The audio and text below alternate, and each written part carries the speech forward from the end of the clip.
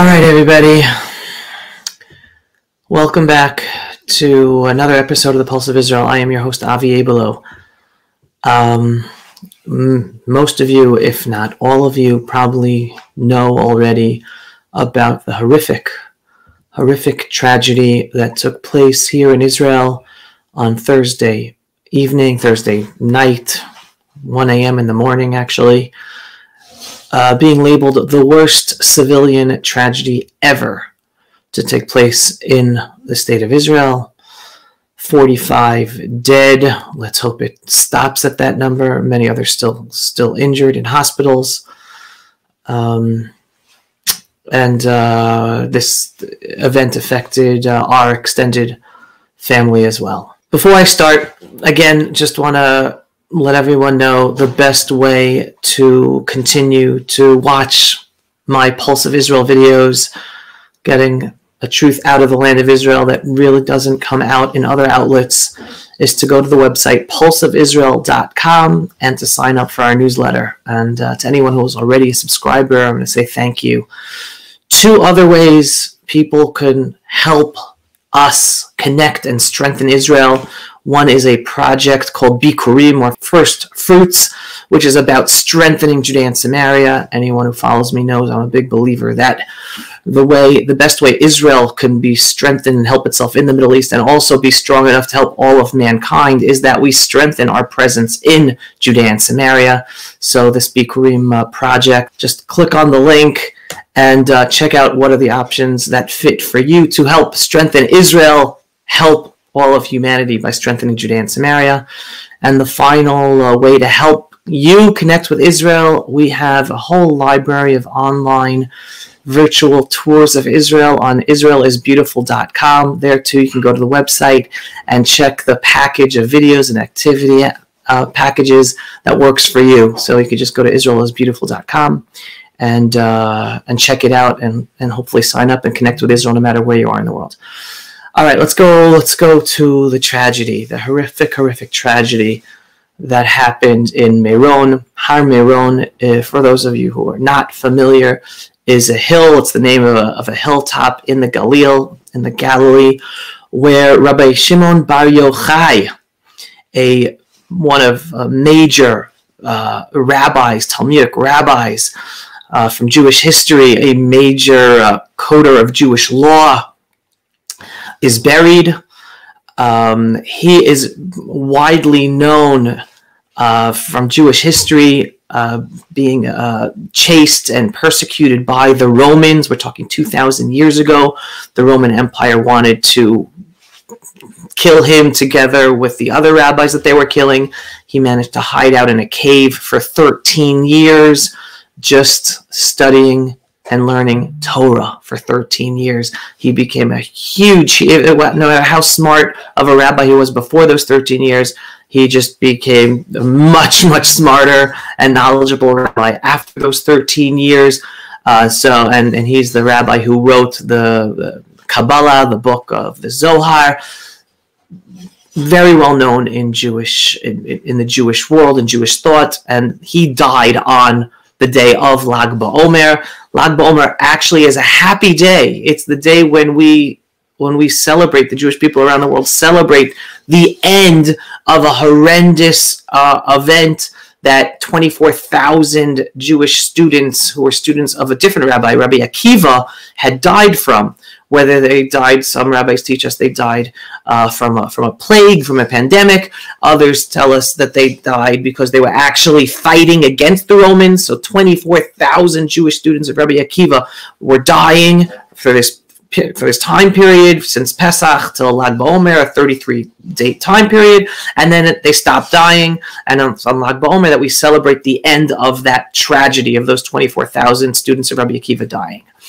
So it's a happy day of celebration, and because Rabbi Shimon Bar Yochai died on that day, it is a day where we remember his memory. And as you could see in the picture behind me, hundreds of thousands of Jews go to Har Meron, to where Rabbi Shimon Bar Yochai is buried, in order to keep his Torah alive, keep his memory alive, and celebrate the Torah, celebrate the depth of Jewish life.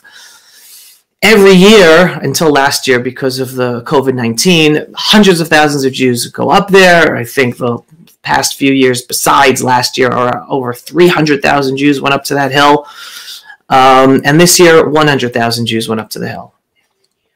The first major issue I want to talk about is just the fact that this tragedy happens and how we deal with tragedy, how we as religious people deal with tragedy, especially since this is a happy day. Lag BaOmer, you could see those people are celebrating in the picture. You can watch the videos, dancing and singing. It's a happy, happy day. It's supposed to, like I explained, it's the day when we stop the mourning and we celebrate.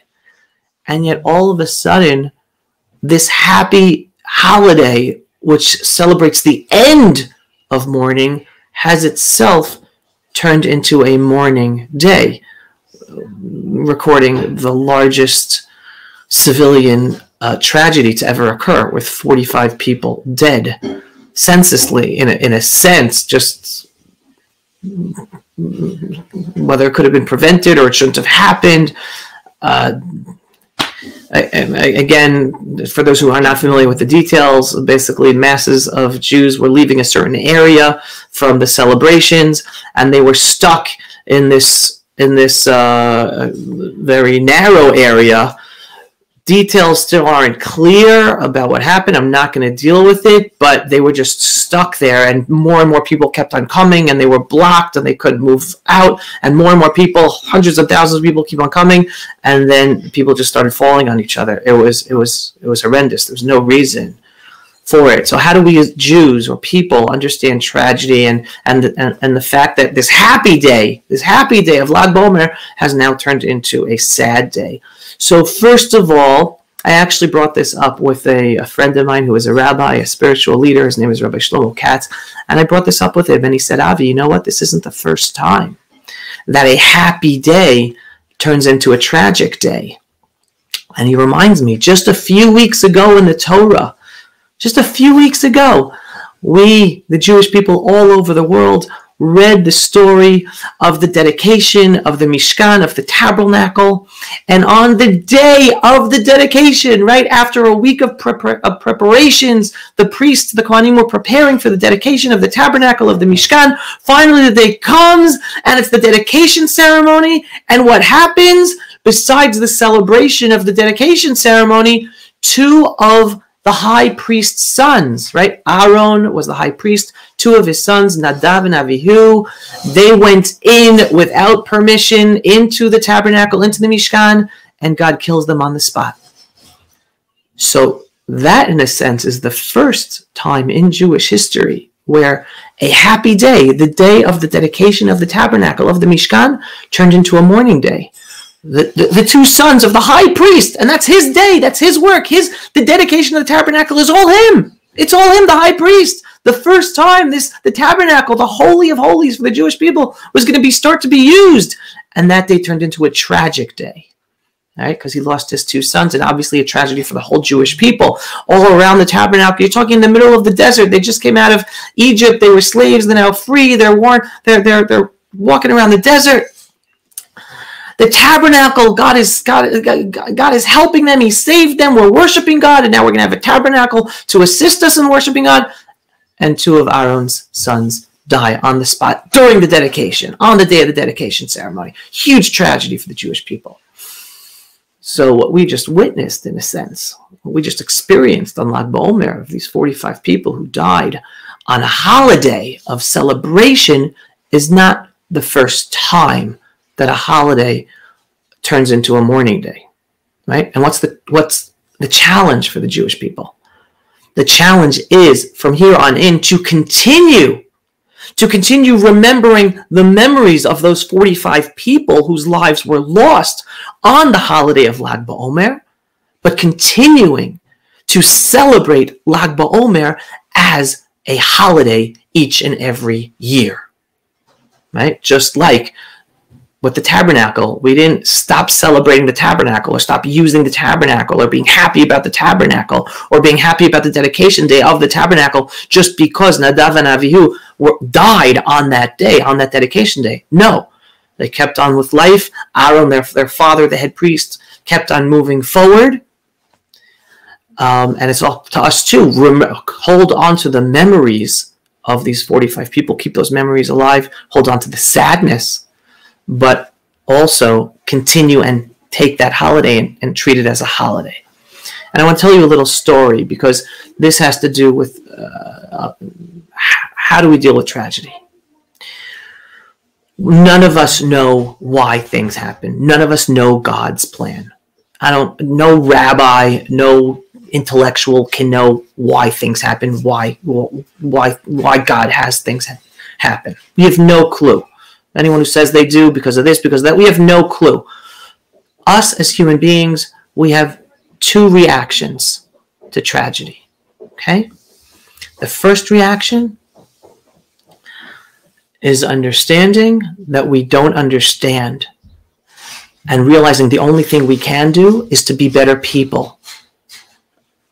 Having an understanding that our impact on the world makes a difference, and it's up to us to be better people and make our lives a better place. What can I do to be a better person? How do I make my family life better, my community life better, humanity better?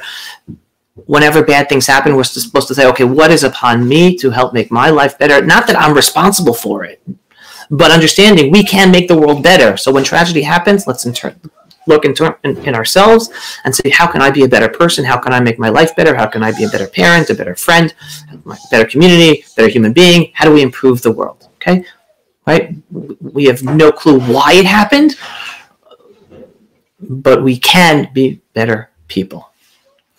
And the second thing that we can do in terms of dealing with tragedy is our attitude. How we move forward with our attitude. And I want to tell this story in order to give across this powerful message. And this is actually a story I just read this Shabbat, and I read it to my children at the Shabbat table.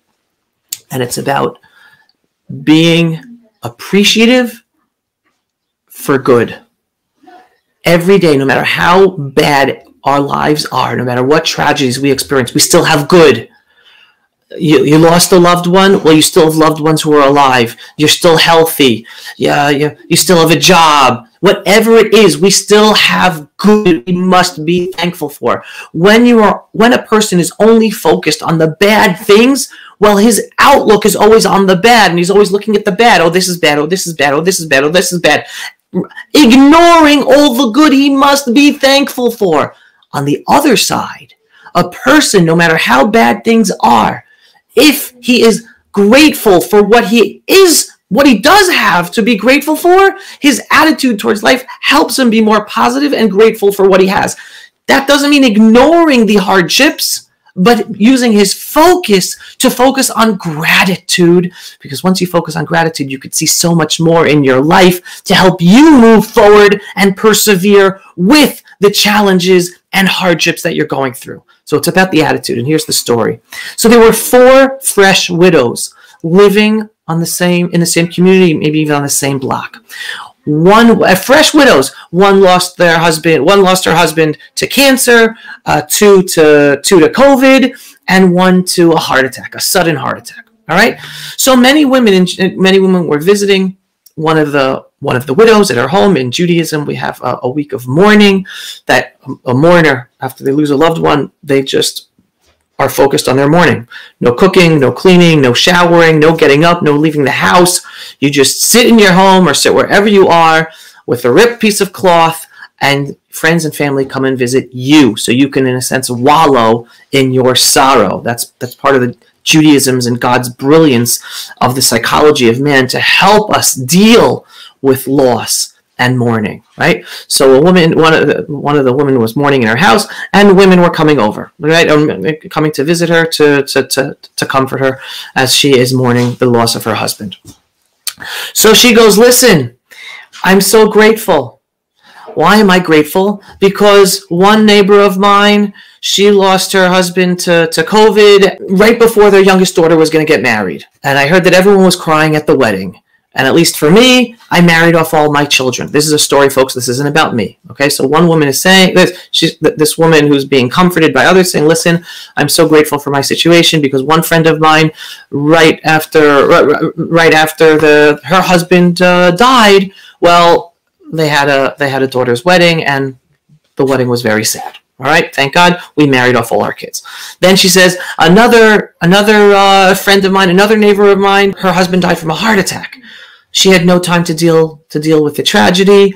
At least my husband, he was sick for 2 weeks, so I had time to get used to it, to say goodbye to him. So thankfully, that's my situation.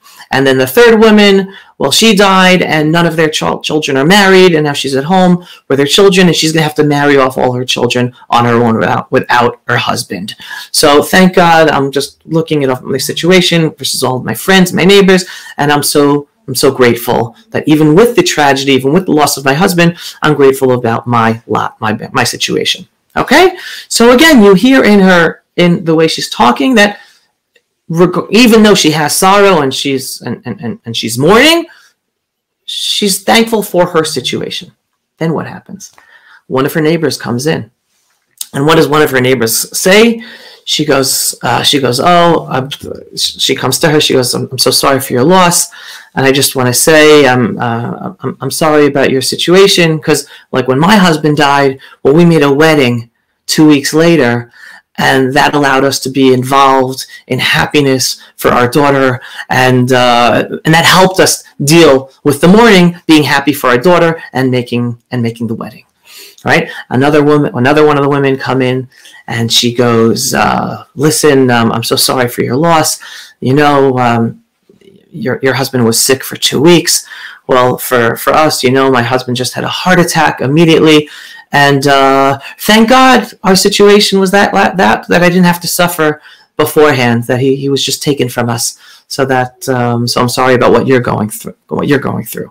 And the third and final neighbor comes in, and she goes, "Listen, I'm so sorry you lost your husband, and I'm sorry for your loss. I can only imagine all your children are out of the house, are married, and you're all alone. Thank God at least my children are home with me. I'm not alone." What do you hear from all this? Each one of these women had their own tragedy, and each one felt bad for the other, but it wasn't about that. It's that they were focused on grateful for their lot. They looked at the positive of their situation, even though it was a horrible situation. Right? You can't bring a dead person back. They're mourning for their loved one, but each one had a positive outlook about their situation. They had a positive attitude. That is something we all must always remember. No matter how horrible a tragedy is, we still have a life to move forward on, and it depends upon us, on our attitude, on how we move forward. And because it's very hard to move forward. It's hard to get up in the morning when you experience a tragedy, when you experience loss, especially loss of a loved one so close. But regardless, life moves on. And the other lesson from the Torah just a few weeks ago, we have a parsha Achrei Mot. After Nadav and Avihu die, Aaron has to continue living, and it's Achrei Mot, after the death of his two sons. And God basically tells him, okay, Aaron, here, you're keeping on working. You still have your work as the high priest. That somehow, even though it hurts, even though it's hard, we have to remember the reasons to live and to continue, not ignoring the pain, not ignoring the sorrow, compartmentalizing it, holding on to it, and remembering our loved one who's lost, but not letting that stop us from moving forward and appreciating everything we do have, appreciating the loved ones we do have in our lives, appreciating the children, appreciating the parents, appreciating the spouses, appreciating the friends, and somehow getting the strength with all of that attitude of appreciation to move forward while also holding on to the sorrow. Now I want to move to the tragedy of the tragedy. Okay, so we spoke about the tragedy. 45 people, unfortunately, died in this tragedy on Meron Hill and the Lag BaOmer celebrations. Those of you who followed me know that my sister's nephew, right, from my brother-in-law's side, is one of those whose lives was lost in this tragic event. He was one of the 45. My sister all day Friday was running around from hospital to hospital, trying to find information about her nephew, because we didn't know. The family in America didn't know. He was missing. no sign of what happened to him. No one's making any assumptions. Disconnected. A lot of people got disconnected from their phones. Who knows what happened, but didn't know the information. So she was running around from hospital to hospital. So my wife and I basically were spending all day on top of information, trying to get information from them and then putting it out there. But more importantly, as we saw rumors being spread about information about this boy, we were trying to tell people, stop, it's just a rumor, stop, because we were waiting. My sister was basically one of the only people out there actually tracking him and then giving back information about what the actual state was. So any information that was being spread, we knew was false because it didn't come from my sister or anyone she was working with to find out the information about what happened to this boy, to her nephew. And that's the tragedy. The tragedy is the rumors that are spread about people during tragedies. And some people have good intentions. The first rumor that went around actually was that he was found in a hospital and he was just injured. But people don't understand that how dangerous information is to the actual family who is waiting for real information to understand what's happened to their loved one. And this is just one example of many tragedies where rumors are just spread and people just, especially in Israel with terror attacks, and it's like all of a sudden people are saying, oh, this person was injured, or that person was killed. Well, first of all, we don't know. And second of all, word is not supposed to get out until all the family members know. You don't want family members to be surprised because of a rumor on WhatsApp or because of a headline in a newspaper. You want the family members to be the first people to learn about what happened to a loved one and only then publicize it to the world. So it is so harmful when rumors, even with good intentions, are spread. And it was throughout the day that rumors were being spread. Some in terms of that he was found in the hospital, others in terms of that he was found dead. And again, every time we saw this information, we're like, no, it's not true. Folks, stop spreading it. It's not true. We don't have confirmation yet.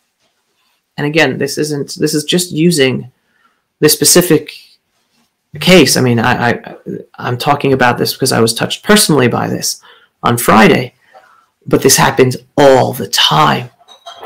And not many people think about it. Not many people think about the ramifications of spreading information about a tragedy, about a specific person in a tragedy, without really knowing that it is the correct, verified information.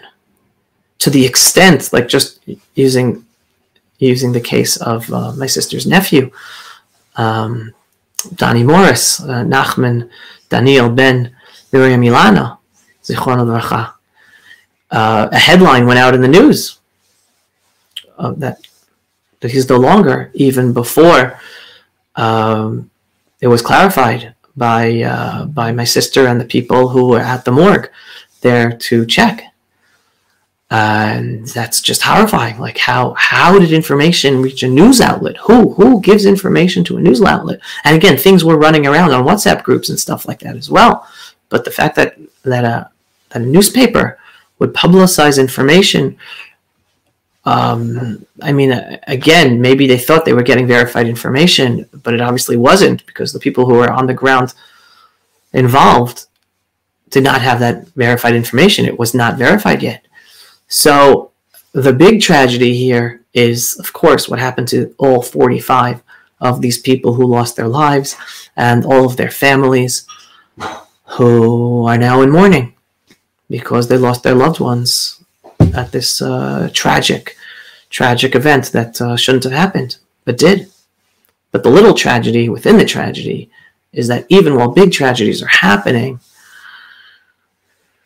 the spread of misinformation and rumors, again, all with the best of intent by people. I'm not trying to say people are mean or evil in doing that. No, they have the best of intent, trying to get information and share it.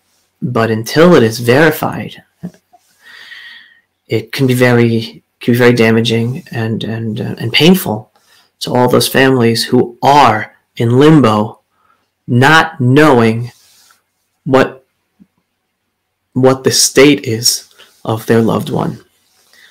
So my first plea out to everyone is if you are ever in a situation, similar situation, if you hear about tragedy, don't be in a rush to announce information about it, because there are ramifications, and the ramifications are those people involved in the tragedy and the family members connected to the tragedy. Wait, there's no need to be rushed. The second it's verified, everyone's going to know. But the most important thing is, if you really care about the person who is experiencing the tragedy, and therefore you care about the family, wait until the family knows and therefore announces, or you know that the family knows somehow because of how the information is put out there, and try your best to verify it as best as possible. Again, it's not always simple. The second it's in a newspaper, then of course it's verified, right? That's what people think. Well, if the newspaper printed it, of course it's verified. Well, here's an example. I know from firsthand experience here that some newspapers printed the information and it was not verified yet. So just remember, never be in a rush to be the first to put out information about a tragedy regarding specific information about the people who were affected by the tragedy. And lastly, my prayers go out to all the families who are now suffering and mourning. Please, God, will get to the truth about what happened. But regardless of the truth of what happened, and I'll deal with that in a later date, regardless of the truth of what happened, right now we all come together and focus on being the best people we can be. None of us have any clue why this happened, why God allowed this to happen. Again, as a believing Jew, as a religious Jew, I believe everything is done for a reason. And in Judaism, we have a mitzvah, we have a commandment that we bless the bad just like we bless the good. And the blessing we say when we hear bad news is Baruch Dayan Ha'emet. Blessed be the judge of truth, meaning we're blessing God that he is the judge of truth. Only he knows the truth. Only he understands why things happen. He understands the greater picture. While to us, it's sad and a tragedy, and it obviously is sad to God as well, but for whatever reason, there's a purpose behind it all that makes sense in the whole wider scheme of things, the wider plan, that we will never know. We'll never understand God's ways. So it's not about, a person could be angry at God, right? You can have anger at God for sure, but also understand we don't know why things happen, and then we're only left to focus on ourselves. And the two things we focus on ourselves, like I started in the video, is one, focus on being the best people we can be, focusing on, we can make an impact on the world by being better people. And two, focusing on our attitude to ensure that we can continue in life, not let the mourning and the sadness and the tragedy ruin our lives and therefore have a ripple impact and ruin the lives of the people around us. Because let's say you're a person, you get into depression, well, all of a sudden your kids are impacted, and your extended family members are impacted because you being in depression. Again, I'm not talking about clinical depression here. I'm talking about just allowing the situation to get you so down. Maybe a person might get clinical depressed about that, but so long as someone has the strength or the kochot to be able to hold on to that sadness and mourning, but still have the overall big picture understanding that even with the tragedy, there is so much good happening in your life to be thankful for, and you have people around you who will be impacted by your attitude. So hold on to the sadness, be sad, but then remember to be thankful for everything that is going well, that you do have, no matter how many bad things, because that attitude then helps you move forward and helps impact the people around you also deal with the sadness and the mourning and the tragedy. So my blessings are out to all the families. My blessings are out to all of humanity. Let's be the best people we can be. Let's try to hold on to the best attitude we could be. That's the only thing we control. We don't control what happens to us. You could step out the door and be run over by a car, and your life could be over like that. We never know what's going to happen, whether a big tragedy, a little tragedy, a heart attack. We never know. We never know. The only thing we do have control over is our attitude and being the best people we can be and trying to make the biggest impact we can be in the time we have, and we don't know how much time we have. We can have 70 years, we can have 100 years, we can have 1 day or 1 minute. So it's up to us to maximize every moment we have and hold on and hug and kiss all of those so dear to you and maximize each and every moment. Don't waste those moments, because you never know when those moments won't be anymore. And then you'll be thinking back, oh, I wasted that time. I was mad. I was angry. I hold grudges, and I missed that opportunity to spend and be appreciative and develop our relationship and be thankful. So don't waste the time.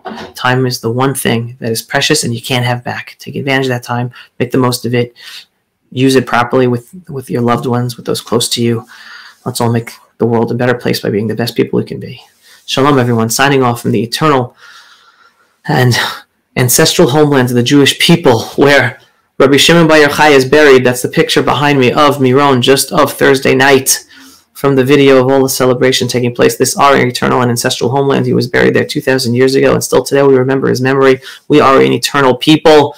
We've experienced countless amount of tragedies, and this is now going to go in the books as another one, unfortunately. We're going to hold on to those memories and move forward and make the world a better place and be a light to the nations, and that's up to us being the best we can be as a people. And all of you who are not Jews, doesn't make a difference. Be the best people you could be, and you also be a light for all of humanity. Shalom, everyone, and thanks for watching. Pulse of Israel, frontline videos from the Holy Land. Support our work by donating today.